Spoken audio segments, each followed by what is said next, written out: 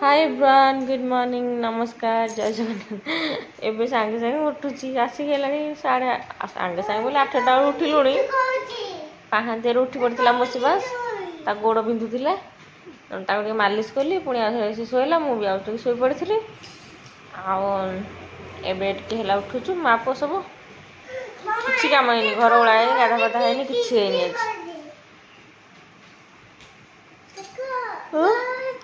नहीं बाथरूम चलो जाऊँ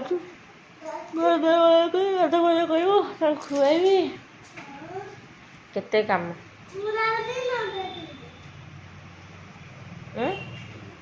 पड़ज गोटे गोईठा पड़जन चेयरटा खसीज साग मैंने गोटे देखिपार बुढ़ी आणिक जाल कर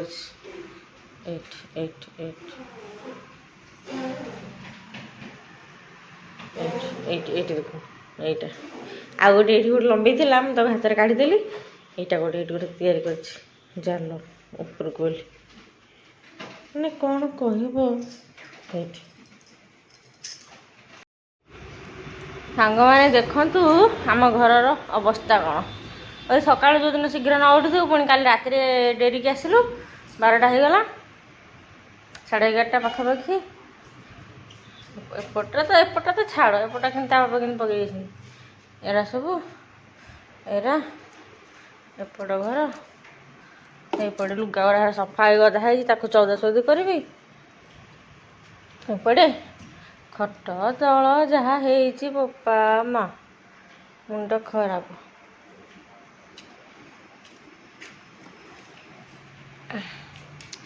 चलो गाधे आसली हेरी गाधे आसली हेरी किसी लगा लगी है जस्ट गाधे आई तो अढ़ाई के झाड़ शिवांशु गाधे देती मुझे गाधे पकई जहाँ सफा कर सफा कर देती खाली घर कम हम घर द्वारा बड़ा आवड़ी रोसे बास सब हम आज कि मुंड गोल खाइन पीन कि ना खुआई दे पिलाटा खाइनी ना आगे खुआई दे घर द्वारा साइज करी भातटा बसईदेवी साइज करी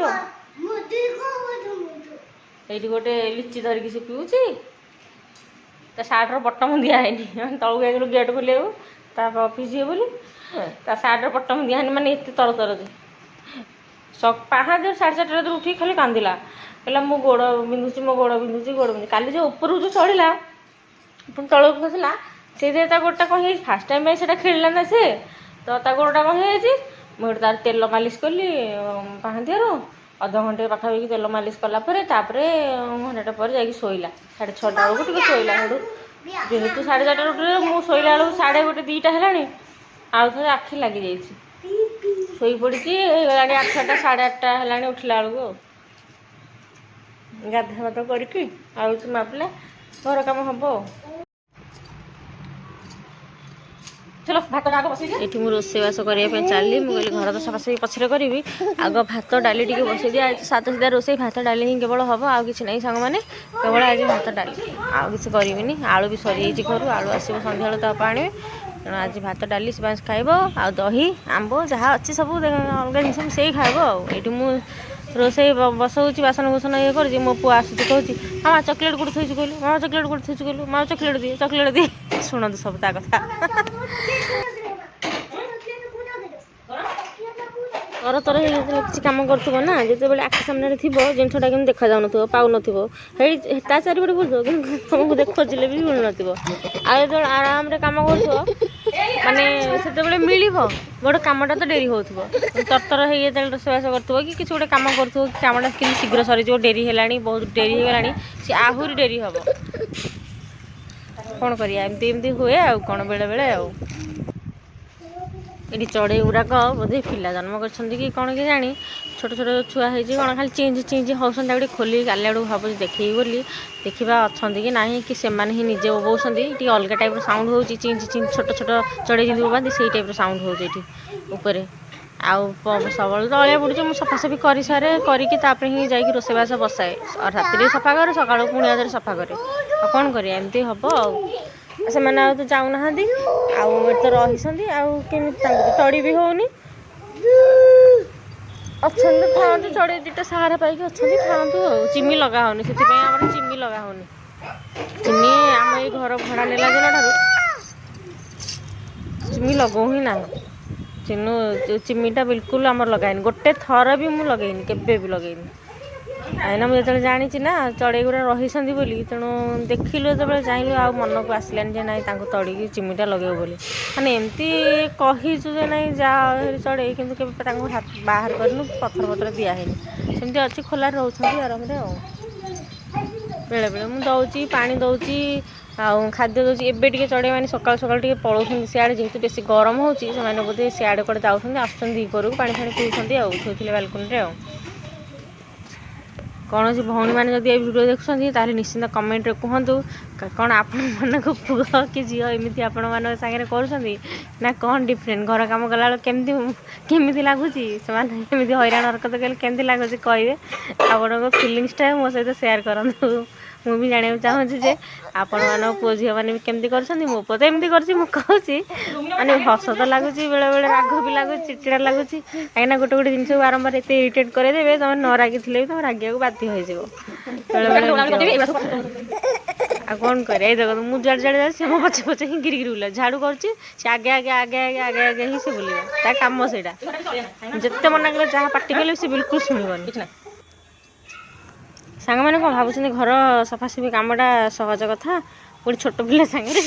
ମୋ ପୁଅ ଯେତିକି ମୋତେ ହଇରାଣ କରୁଛି, ସମସ୍ତଙ୍କୁ ହଇରାଣ କରୁଥିବେ ସମସ୍ତଙ୍କ ପିଲାମାନେ ମାମାନଙ୍କୁ, କିନ୍ତୁ ମୋ ପୁଅ ଗୋଟେ ଅଲଗା ପ୍ରକାର। ଯେଉଁଠି ସଜାଡ଼ି ସେ ହେଇଠି ଲାଖିବ, ହେଇଠି ଖେଳିବ। ଯେଉଁଠି ଘର ଓଳଉଥିବି ଆଗକୁ ଦେଖନ୍ତୁ ସେ କ'ଣ ସବୁ କରୁଛି। ଘର ଓଳଉଥିବି ସେ ଅଳିଆରୁ ଗୋଟେଇବ, ଅଳିଆ ଆଗ ପଛେ ବୁଲୁଥିବ, ମୁଁ ଯେଉଁଟା ସାଇଡ଼୍ ସେ ହେଇଠିକି ଯାଇକି ଲାଗୁଥିବ। ମାନେ ତାର ମାନେ ଏମିତି ପାଇଁ ବେଶୀ ରାଗ ଲାଗୁଛି, ଯେତେବେଳେ ଘର ଓଳେଇକି ସଜାସଜି କରିବି ସେତେବେଳେ ବେଶୀ ହଇରାଣ କରିବ। ଆଉ ଯେଉଁ ସହିତ ଏମିତି ଜିନିଷ ପତ୍ର ଚାରିଆଡ଼େ ପକାଇଥିବ, ତାକୁ ସାଇତି ଗଲାବେଳକୁ ବହୁତ ଟାଇମ୍ ଲାଗେ। ଆଜି ଦେଖନ୍ତୁ ମୁଁ କେମିତି ଘର ଦ୍ୱାରା ସଫାସଫି କରେ, କ'ଣ କରେ। ଆଜି ଲେଟ୍ ଘର ଦ୍ୱାରା ସଫାସଫି କରିବାରେ, ଆଗ ଗାଧେଇଛି ପଛରେ ଆଜି ଘର ଦ୍ୱାରା ସଫାସଫି ହେଉଛି ଦେଖନ୍ତୁ। ଆଉ ପ୍ଲିଜ୍ ସପୋର୍ଟ କରନ୍ତୁ, ପ୍ଲିଜ୍ ମୋ ଚ୍ୟାନେଲକୁ ସବସ୍କ୍ରାଇବ୍ କରିଦିଅନ୍ତୁ। ଏମିତି ଲଙ୍ଗ୍ ଭିଡ଼ିଓ ଦେଖିବା ପାଇଁ ସବସ୍କ୍ରାଇବ୍ କରିଦିଅନ୍ତୁ ଚ୍ୟାନେଲକୁ। ଆଉ ଶିବାଂଶର ମଜାମସ୍ତି ଦେଖିବା ପାଇଁ ସର୍ଟସ୍ ବି ଦେଖନ୍ତୁ। ଶିବାଂଶର ବହୁତ ବଢ଼ିଆ ସର୍ଟସ୍ ଅଛି, ଆଉ ଲଙ୍ଗ୍ ବି ଅଛି, କିନ୍ତୁ ସର୍ଟସ୍ରେ ବହୁତ ମଜାଦାର ସିନ୍ସ ଅଛି ସବୁ। ଆଉ ପ୍ଲିଜ୍ ସପୋର୍ଟ କରନ୍ତୁ, ମୁଁ କେମିତି ଆଗକୁ ଯାଏ, ଆଉ ଏମିତି କିଛିଟା ସମାଜ ପାଇଁ ବି କିଛି ମୋର କରିବାକୁ ଇଚ୍ଛା ଅଛି। ଲୋକମାନଙ୍କ ପାଇଁ କିଛିଟା ସାହାଯ୍ୟ ସହଯୋଗ କରିବାକୁ ବହୁତ ଇଚ୍ଛା ଅଛି। ପିଲାମାନଙ୍କୁ ପାଠ ପଢ଼ିବାରେ ସାହାଯ୍ୟ କରିବା ପାଇଁ ବି ମୋର ବହୁତ ଇଚ୍ଛା ଅଛି। ତେଣୁ ମୁଁ କିଛିଟା ମୋର ଏମ୍ ଅଛି, ସେଥିପାଇଁ ମୁଁ ପୁଣି ଥରେ ସବୁ ବ୍ଲଗ୍ ଷ୍ଟାର୍ଟ କରିଛି।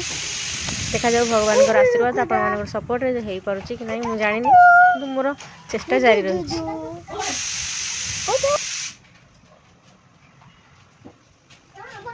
ସମସ୍ତେ କୁହନ୍ତି କି ଅନାଥ ଆଶ୍ରମ କରିବ, କି ଅନାଥମାନଙ୍କୁ ଦେବ, କି କ'ଣ କଥା, କିନ୍ତୁ ମୁଁ ଗୋଟେ ଅଲଗା ଏମ୍ ରଖିଛି ଯେ କାହିଁକିନା ମୁଁ ମୋ ପିଲାଦିନୁ ନା ବହୁତ ଗରିବରେ ବଞ୍ଚିଛି, ବହୁତ।